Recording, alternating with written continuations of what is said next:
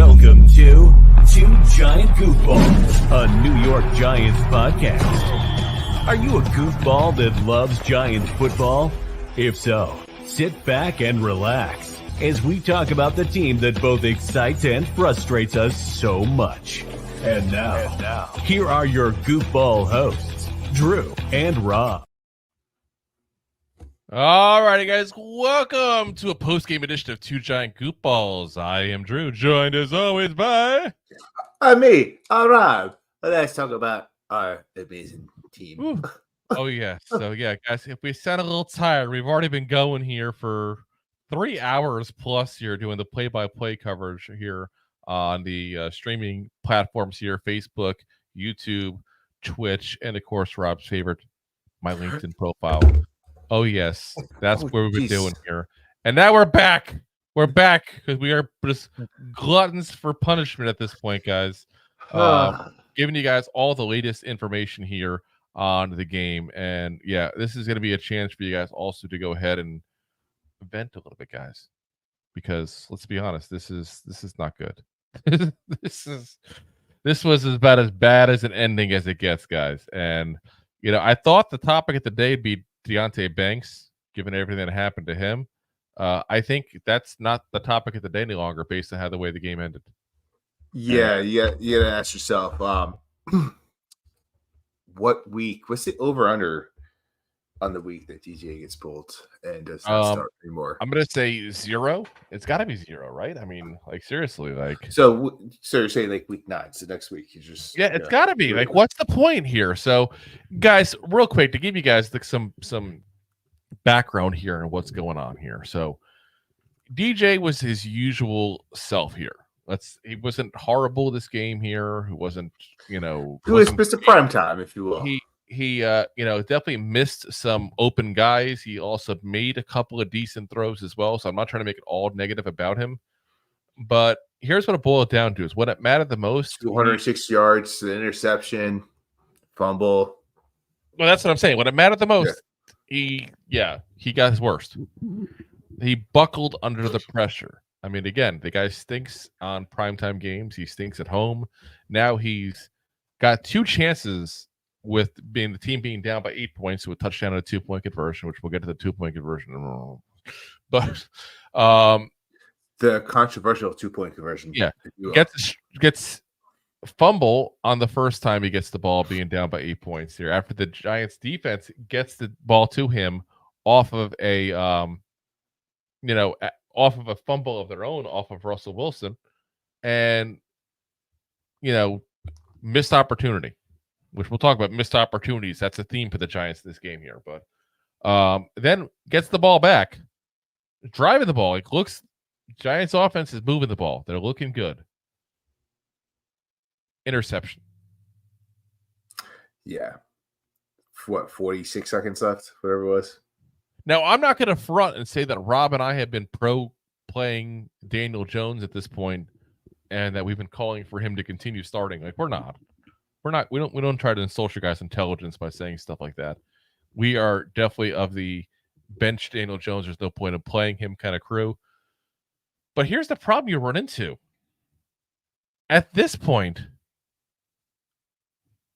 it's got to get done because I feel like they're losing the locker room. You know, I really do. Like, how many times do you go ahead and have your quarterback score not a single touchdown, though? You can also claim, issues with touchdown he should have had in the second quarter, I believe it was, that got called back by a illegal shift. But guys, at what point do we say we're done? We're done. We're tired of this defense doing everything and this offense just falling flat on their gluteus maximus, to put it nicely. Ooh. Scientific. That's Latin. That's Latin.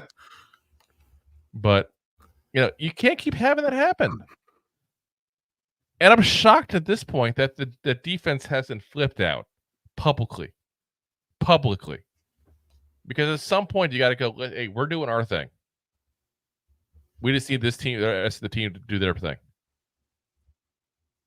The Giants defense gives up only 9 points the first half. That's good.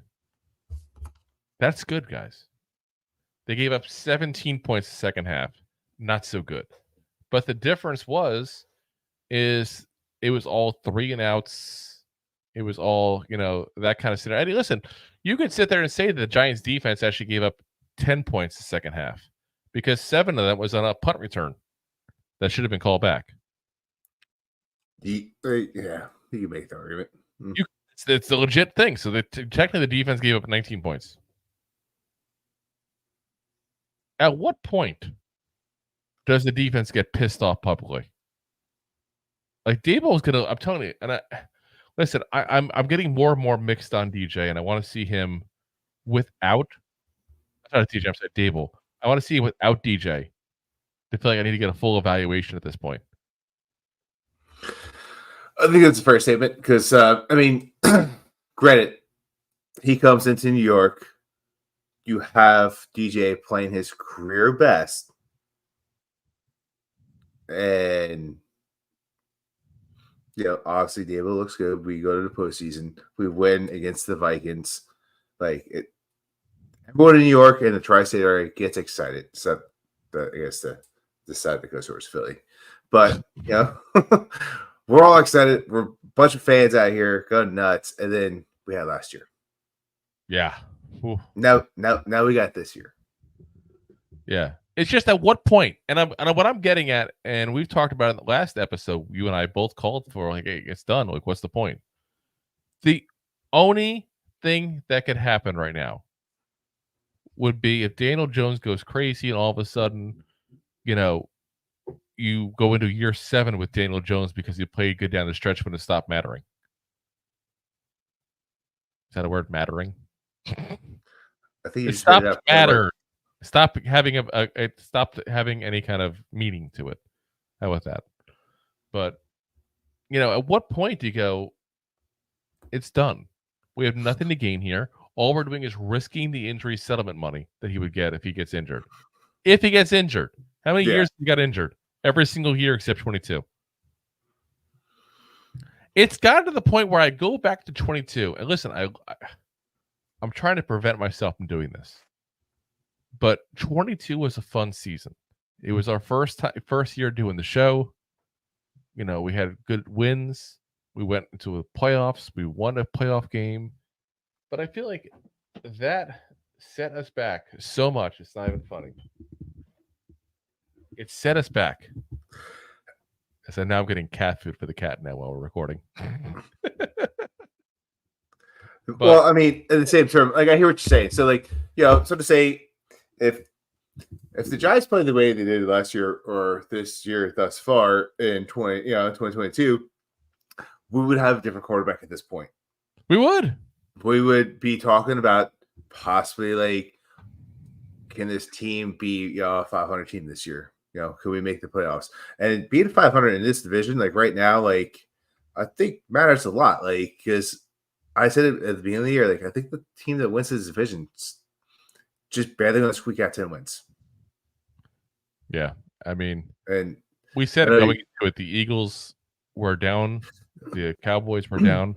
I didn't think it'd be, this bad, but yeah, we'll see where this ends, but we'll see where this ends. Because we 2022, we go into the season. We're like, all right, DJ's best year was his freshman year. He threw up all these crazy yards. He's come, behind Eli, taking over.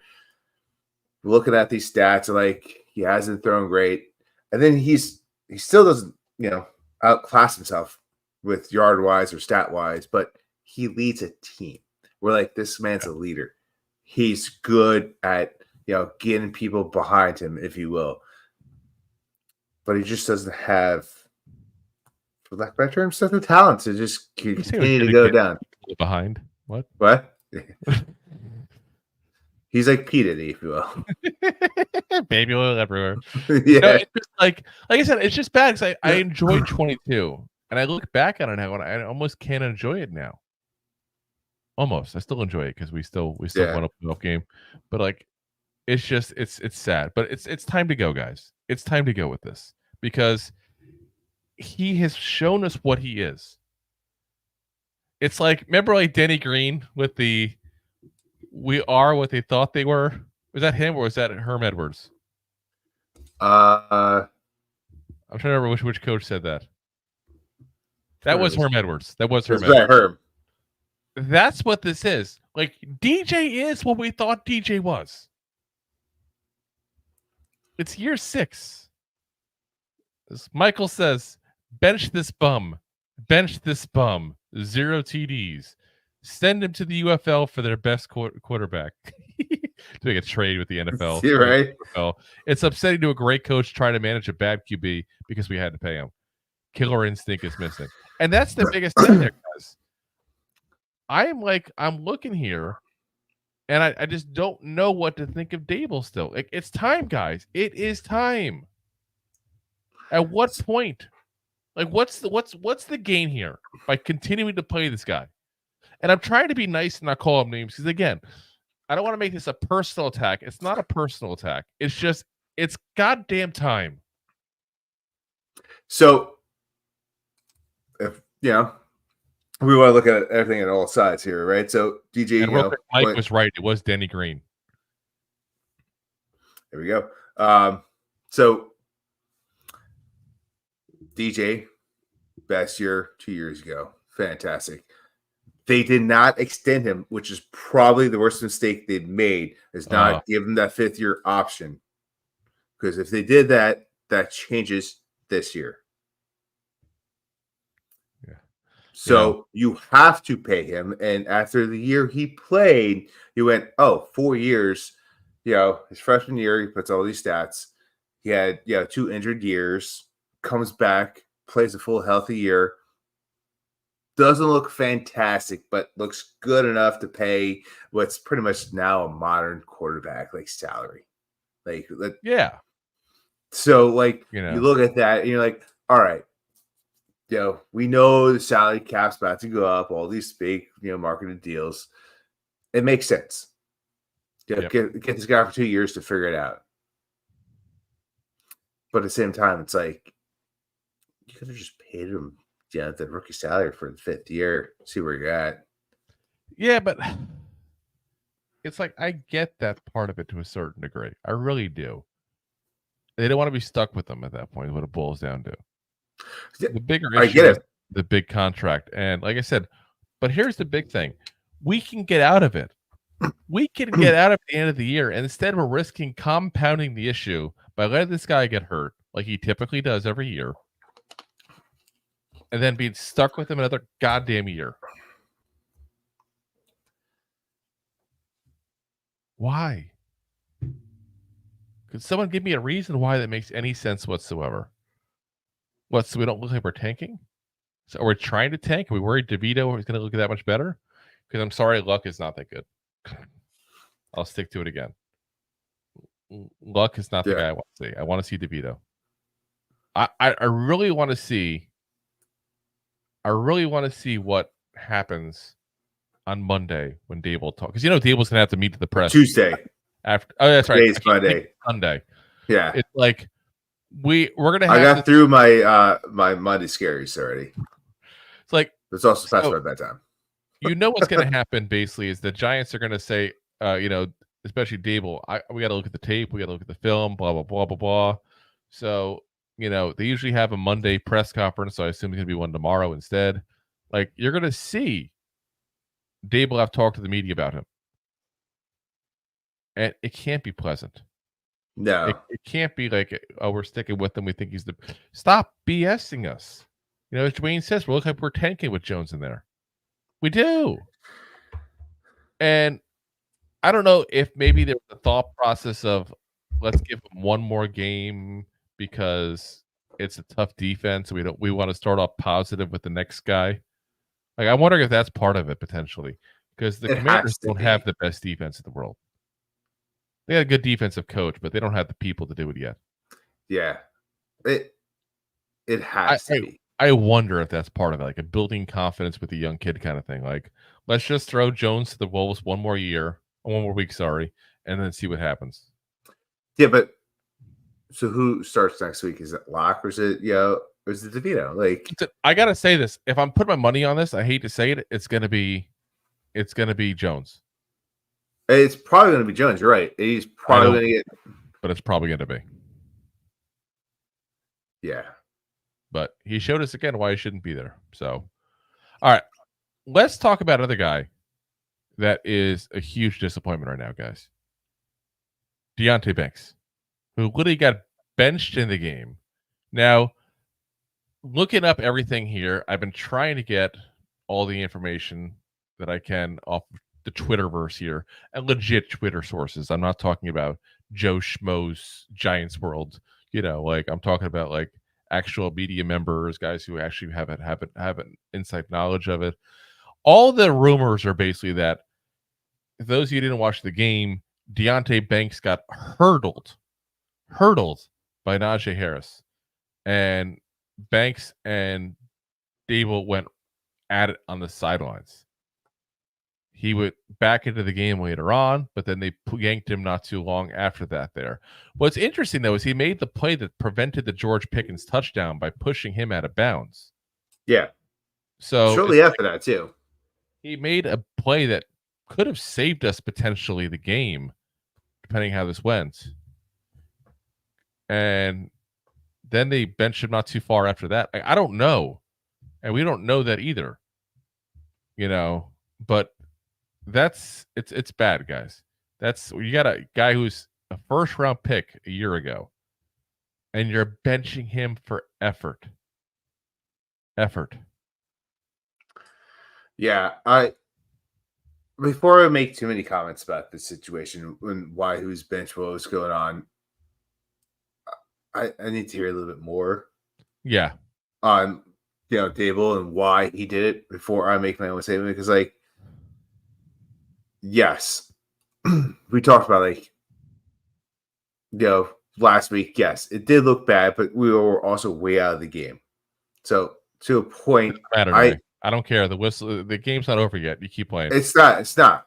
You're 100% right. But if you're going to bitch and pull him, like last week was the week, not today. Yeah, but bench didn't cause the game. That's the weird thing.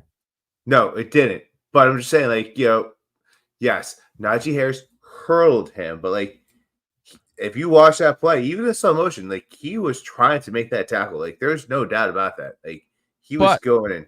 He was going low instead of wrapping him up and actually tackling him. He was going for the leg just to take him out that way.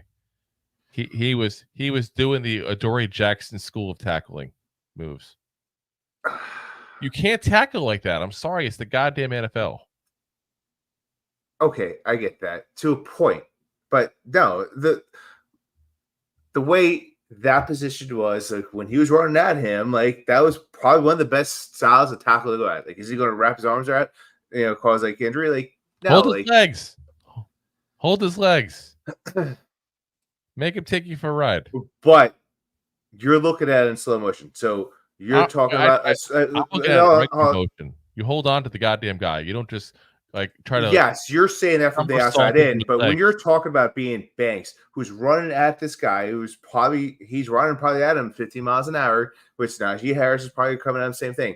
So you're talking a car, accident style, impact, if you will. You come in and this guy's running to the outside. Low on your shoulder will get the job done 90% of the time. Jumping over the person happens maybe 1.07% of the time. So that situation is, in hindsight and looking at the scenario, most of the time that tackle pushes the runner out of bounds. So I'm not upset by that. I look at that play, and that's I understand what you say with Adoree Jackson. It's just going low. He's not wrapping up. It was not on the outside. It was on the sideline. Yeah, but he was looking to push out speed. But this is what happens when you've been playing this game as long as these people have, because these guys have been playing since Pop Warner days, even though they're all young kids. I mean, Banks is 22, I think. That's about right. He's been playing basically, for 15 years. of those 22 years, probably. And when you do these drills and these things nonstop, and he's 23, by the way, I looked it up. What happens is this stuff becomes second nature. It does. And he's just, like I said, there's just something off. And like I said, I don't think that was the play that did it. I know a lot of people, like I said, talking about that. I don't think that's the play that did it. That's what I'm clear. I don't think that's play either. Like I don't hold him. But I hold him against that play. I don't. I do. You can all you want, but I mean, when you're talking about the reason I brought up the speed is because you're talking about as 50 miles an hour coming at each other, and 30 miles an hour coming at each other. We're talking about the train coming from Delaware up into train leaves Albuquerque traveling 37 miles an hour. And another train leaves Chicago at 45 miles an hour. So you're looking at a high impact, is all I'm saying. And I get that. To do the hit that he was going to, like what he was aiming for, 90 to 95% of the time, we'll take the guy out of bounds, or we'll get the tackle. And I get what you're saying. You need to wrap up, but sometimes when you wrap up in those high impacts, you take away from the hit that you're actually about to do, and you're not hitting yourself with the full weight behind that hit, which will also take off of what the impact was ultimately going to do, push you out of balance. I feel like that it's second nature. If you've been playing football the right way, it's second nature to do what he should have done, is just hold on to the guy. So we can agree to disagree on that part there. We can, but let's. I want to see a stat. We'll pull it up later. I'll do the homework on it. Of how many guys have jumped over a defender? How many guys are able to jump over a defender and have been hold on successful? To? That's what I'm saying. But yeah, like I said, everything we're going to find out. That's the only play people are really talking about there. But something had to happen, and I can't. I wasn't a fan. I was not a fan. Here we go. We got the comments here now, because Dable is literally talking to the media right now. He said, this is Jordan Ronan tweeted out, Brian Dable said they benched Deontay Banks because they needed a little bit more. They had a conversation on the sideline after that second quarter drive. Dable told him the decision. All they're saying, Mike Garofolo says Giants coach indicated Deontay Banks will be back in the starting lineup after getting benched tonight. Didn't fully commit to it at this point, but the door is certainly open to that. He'll bounce back. So, yeah, I want to hear exactly what happened. That's what I want to hear. Yeah, because I feel like that's not a move you made because of one play. There's multiple things you think were not going right for that to happen. So, or like you alluded to earlier, is he losing locker room? What do you have to do to make sure you keep the locker room? If this guy's not playing and you think that the team thinks he's, sandbagging you, you got to bench him, to keep the locker room. Well, I feel like this also is, you had guys, I think Banks is losing the locker room. I mean, Dexter Lawrence, who obviously is one of the big leaders of this team, came out point blank saying he had to do better. So if Dexter Lawrence is saying it and saying it publicly, then it's going to be way worse behind closed doors. I don't want to sit there and say that Banks is a head case, a locker room issue. I don't want to say that stuff because we're not in there. That's not fair for us to go to that extent, But we've said it before. We all played and worked with people and things that we didn't like. We didn't want to necessarily work with, but we had to. If anybody thinks that doesn't go on in the NFL, you're fooling yourself. Absolutely fooling yourself. That's just absolutely crazy. Here's what Dexter Lawrence said about him after last week's game. He said, it's not acceptable. He knows it. We addressed it, and that's the type of thing we don't accept as a defense. When you see it, you address it. I think that's the first time something like that happened. So we addressed it, and now everybody knows that's not acceptable. So he publicly called him out. But this is not the first time he's been publicly called out. He got called out a couple weeks ago by Jerome Henderson. So you had your coach, your teammates, your head coach, all these people getting on you. Eventually, the common denominator is Deontay Banks. Maybe the Giants need to reanalyze how they look at corners between DeAndre Baker and Deontay Banks. And I'm not saying they're to the same extent yet. But we've had some issues with corners lately. We got to figure this out. It's a very important position and one that we are definitely lacking talent at right now. So, all right. Let's get into more positive news because we have one more negative thing to talk about. We're going to talk about the one positive thing on this game. It's the only positive I think we can look at, really, right? And that is Tyrone Tracy Jr., who, we thought had a really good game. A stud. Yeah, like we thought he had a really good game against the Seahawks a couple weeks ago, guys. This was better because this was him playing against the second best run defense in the entire league. And he absolutely stole the show. Like, if we had won this game, hypothetically, we would sit there and say, okay, this is why we won Tracy. Tyrone Tracy. Point blank. And this is why I might have come off a little bit like crazy when I said this last week. This is why I got so pissed off that the Giants abandoned the run game last week. I actually am developing a lot of faith in Tyrone Tracy Jr., but he needs the ball to get going. He's not the guy that does it his first run, his second run. He's the build-it-up running back at that point, which is a little bit odd for his size. Usually it's a bigger back that gets in that mentality, but he's a little back that plays like a bigger back. He's that bull rush kind of guy. He's got that big back energy. Yeah, like he does. That big back energy. I like it. Yeah. We'll call it BDE. Wait, hold on. That wouldn't be it. BDE. But yeah, 20 carries, 145 yards, and a touchdown, guys. It's a 7.2 yard per carry average, guys, against a defense that is flat out crushed the run game of their opponents this year. It's at the point now where, like, the first question we got when we started talking pregame was, who's the starting running back? And I said, of course, Devin Singletary. He's the veteran. He's the guy. Like, that's just the way it is right now. After this game, can you say that? It's like, is that just this game? But there's been multiple games. But that's what I'm saying. But I'm saying after this game, like, that's the nail of the coffin, right? Am I right? Or it has to be. It has to be because, like, this is not the first time Tracy has looked good in a game. He's been looking good since Singletary got hurt. Yeah, and it sucks for Singletary. You got hurt, and you're probably going to lose your job, your starting job. But, like, that's life. I'm not saying, but I'm also not saying give up on Singletary. About him getting paid millions of dollars. I don't feel as bad.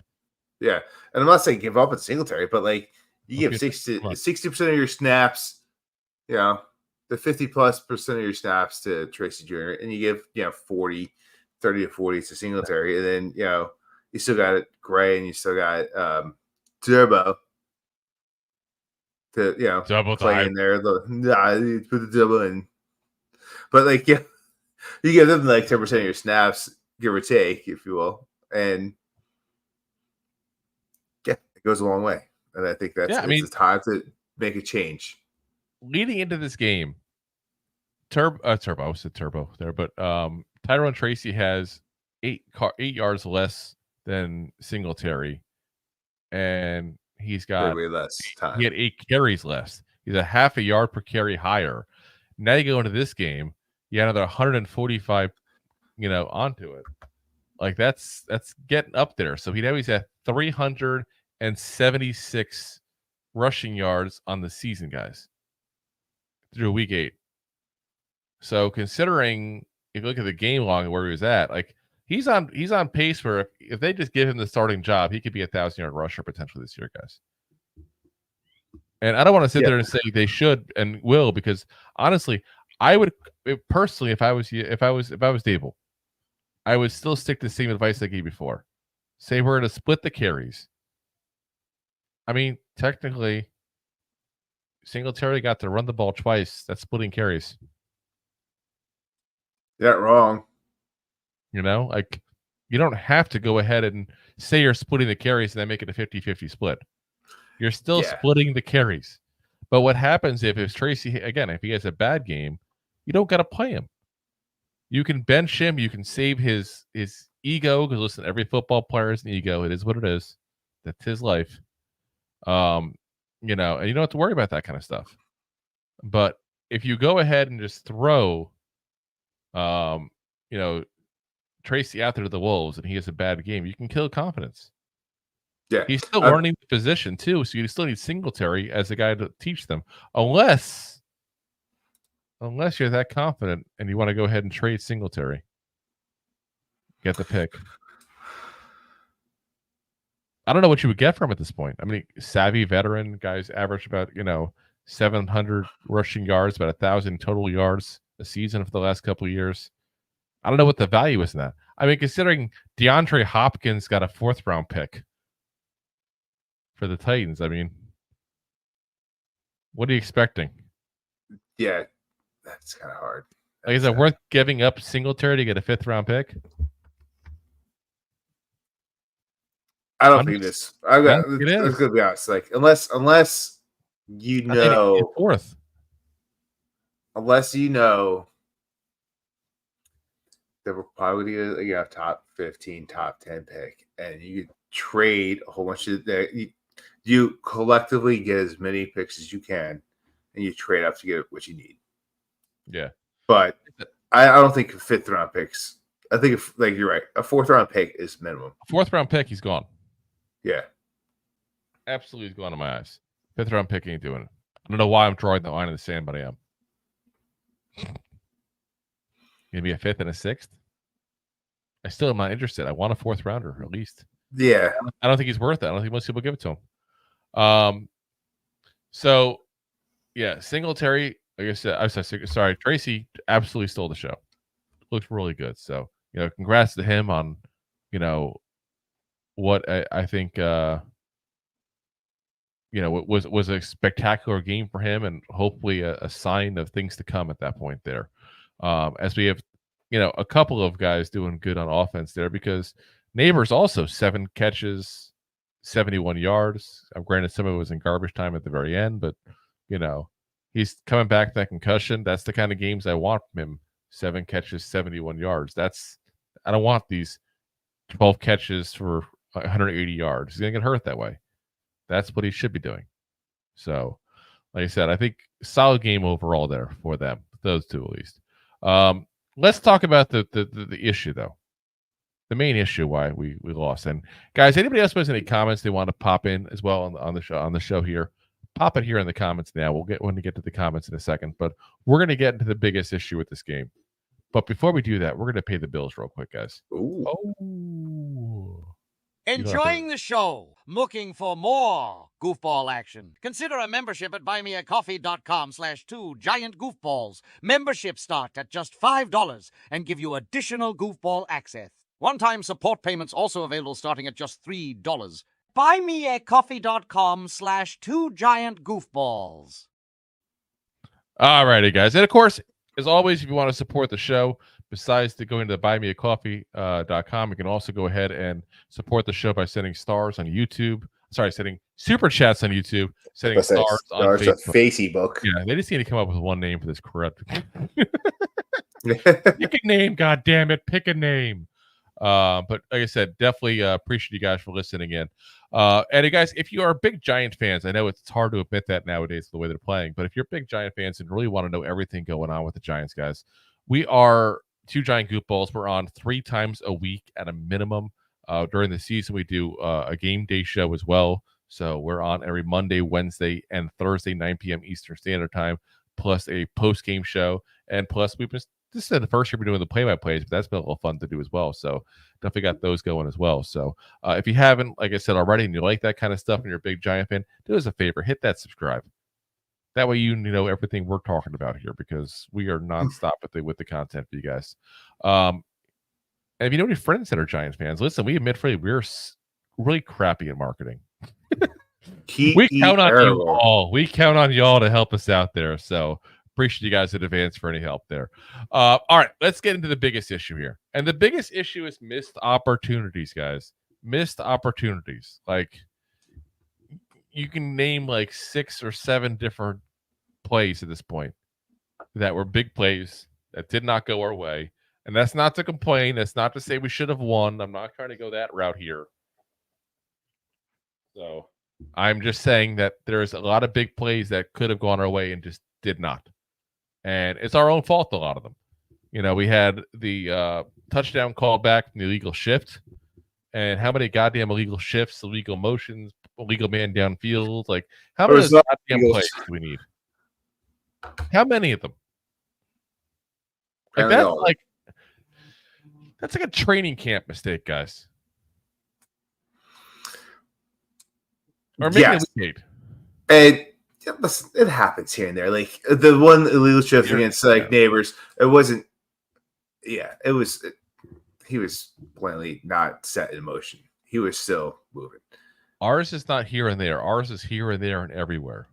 Yeah, it felt like we've lost a massive amount of yards. Yeah, with the illegal shift. We lost touchdown. We lost by a touchdown. We lost a touchdown. I mean, don't get me wrong. We would have not gotten the field goal we got in that drive, so it's only 4-point difference. That again, that didn't cost us the game. I'm not trying to go through that route, but we made so many mistakes, guys. So many mistakes. You know, let's look at the punt return for a touchdown. Everybody thought it was going to be a flag on the punter, I think. And I think that's why they kind of half gluteus maximized it. Is that a word? I'm trying to it is now on YouTube. Gluteus maximized it. But they didn't have the effort they should have on that play. And you could excuse that sometimes and go, you know what? I get it. You made a mistake. It's the same goddamn mistake we made on the fumble by Eric Gray. We thought that we didn't realize the ball was live. And what happened? You know, like this is the mistakes we make. And when you make the same damn mistakes over and over again, it's frustrating. And to be honest, it looks bad in the coaching staff. Point blank. Looks bad in the coaching staff. And you know I've been a supporter of Dable. That looks bad in the coaching staff. At what point they got to look in the mirror and say, this is on us. We're doing something wrong that's not helping the offense here. Yeah, I mean, you're right. It's the coaching staff's job to coach these players to line up properly and, you know, play the ball and not be confused in a live game of what's going on. Yeah. There should be not confusion at that point, but there is. Yeah. You know, you can look at the plays when third downs, when it's 3rd and 7, and you're throwing the ball 4 yards down the field with the corner right on the receiver. Yeah. You have to throw past the goddamn sticks. Or at least have a lane for the guy to run. Like if you're hitting a guy in stride and he needs to get 2 or 3 more yards, like we've seen Nabers just be able to flip and kind of do that on his own. But like you can't be like 3rd and 12, let's throw to Wandale for 5. He'll get the rest. Yeah, but he won't get the rest. He doesn't get the rest. He hasn't gotten the rest all goddamn year. Well, I don't think it's a Wandale problem. I think it's I'm not saying it's a Wandale problem when I say that. Listen, because like I've watched him go get yak yards, and like he's, I mean, we've talked about it, like, but he's got yak yards even on tonight. Like he's got some yak yards, but the problem is don't throw Wandale. Anyway. 5 catches for 30 yards in the game, and I guarantee if you look at where he got the ball like within like 2-3 yards of every single time. So if he's getting 2, he got negative yards a few times. Yeah, I mean he's like a running back catching the ball basically. It's crazy. Almost, yeah. His biggest problem is like, exactly. They throw it to him at the line scrimmage and go get it. They don't know how to use them. I feel like that's what I feel like. They don't know how to use them. And again, part of the problem we're into, have to bring up the DJ conversation again. We've already hit that one, but it's like This is why I need DJ out of there. Is because I need to know, does Dable not know how to use them? Or does DJ not know how to use them? I think it's a DJ problem, not a Dable problem. There's definitely you can say that, but there's definitely been plays. No, I'm agreeing. In a slant where he's gone, but DJ throws to him in triple coverage. So how is he supposed to get more than 4 yards in the slant because you threw to him in triple coverage? That's what I'm saying. I'm agreeing with you. I 100% agree. And it's just I feel like some of these routes he's doing, this is the safe under routes at that point to bail you out and stuff like that. And he's just chucking them. Yeah. Meanwhile, I think what the Giants need to do, and granted, what they need to do is bench DJ. That's the problem. But I don't think they're going to do it.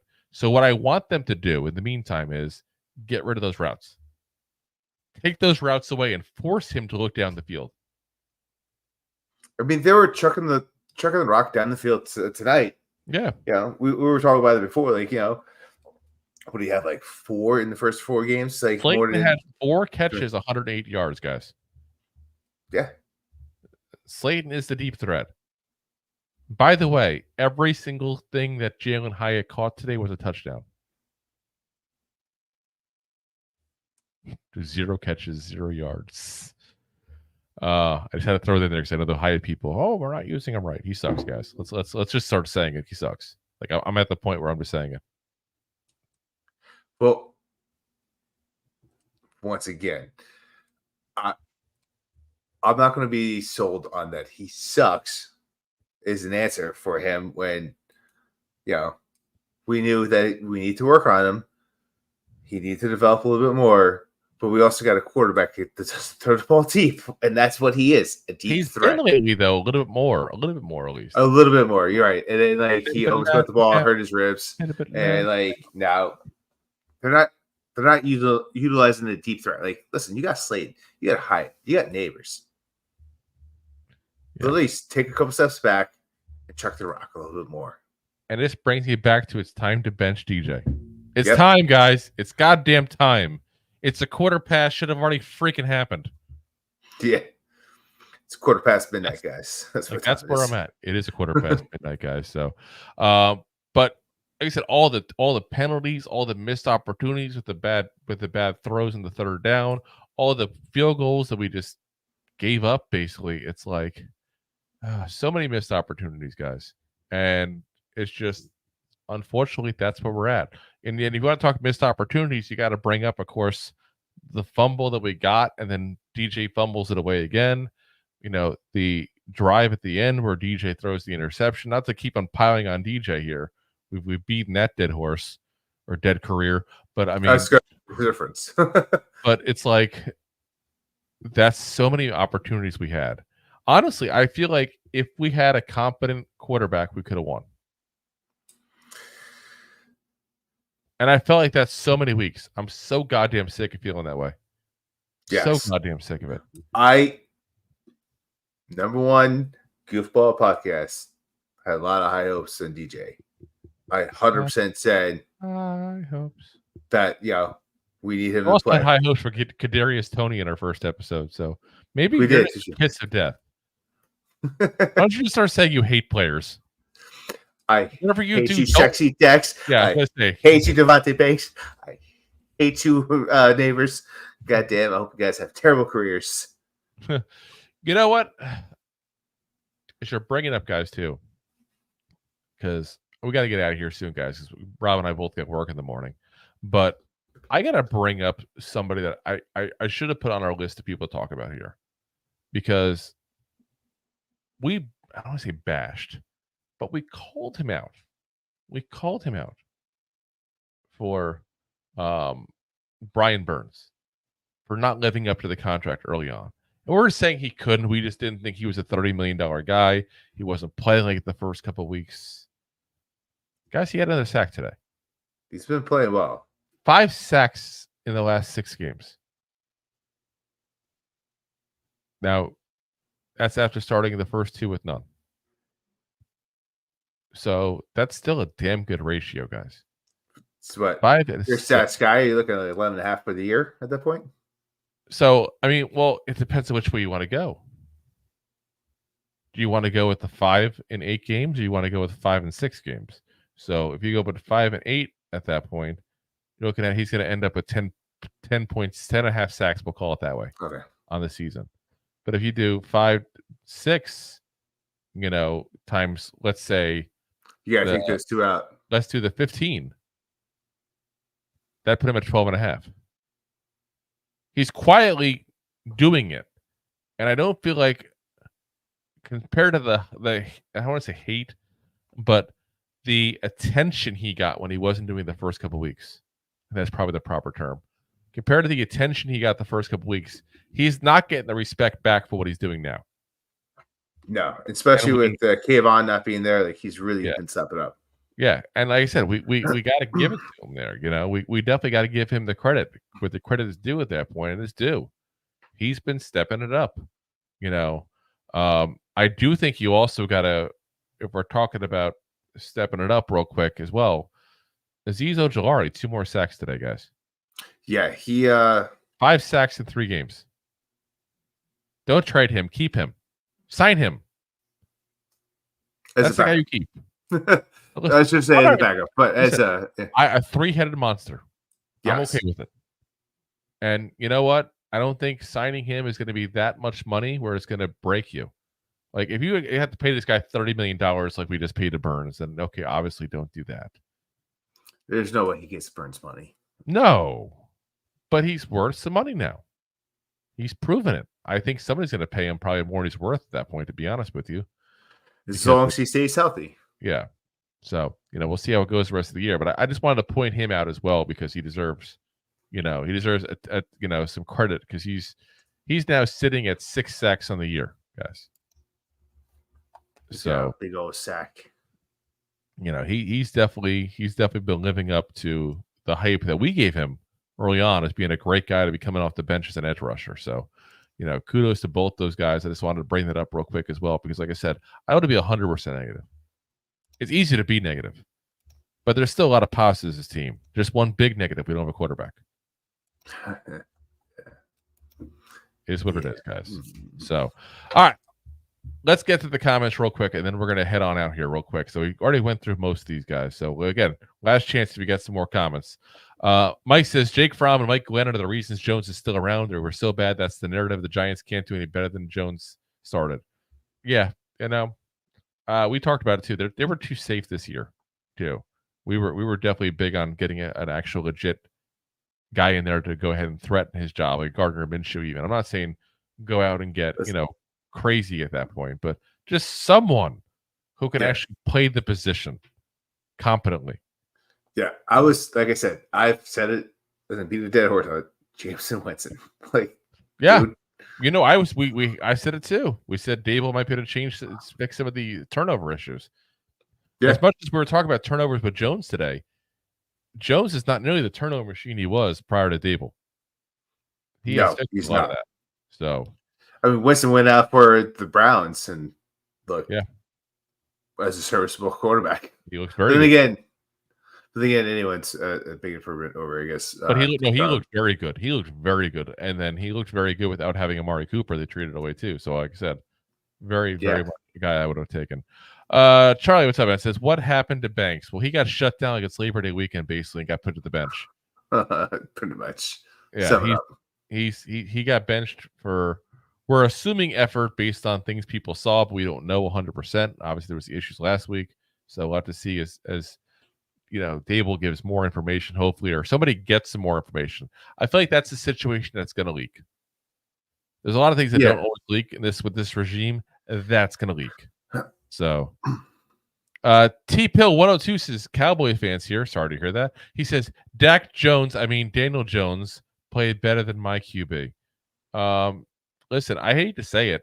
I'm not a Dak guy, but I would take Dak Prescott over Daniel Jones in a heartbeat, guys. I would also take a well-made ham sandwich over Daniel Jones. I do like good ham sandwich. Exactly. Jersey guy says, great listen. Well done, guys. Appreciate it, man. Thank you very much. Thank you. Thank you. Thank you.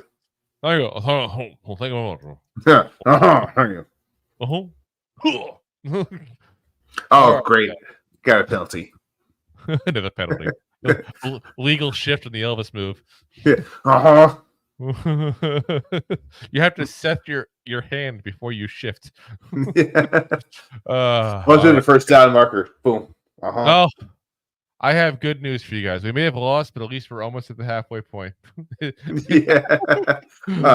All right, guys. We'll be back again for you guys on Wednesday night. Rob and I do need to talk still. We talked about it earlier on. We never came to a final conclusion. Keep an eye out, guys. We may change the schedule this week because we do have Halloween on Thursday. So we're probably going to have to try to figure something out here because A, we got plans. It's Halloween. B, y'all got plans. It's Halloween. So, yeah, we'll figure something out there for you guys. So we'll let you know Wednesday when we record what we're going to do for Thursday to give you guys the heads up to keep you in the loop as best we can. Or we might even just go ahead and create the episode early on so you guys can know the new time and date there. Appreciate you guys for listening. And as always, Giants fans, even in a loss, wow, you blew your load early. Story of my life.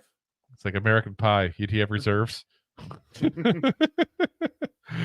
Anyway, even in a loss, go G-Man! Go G-Man!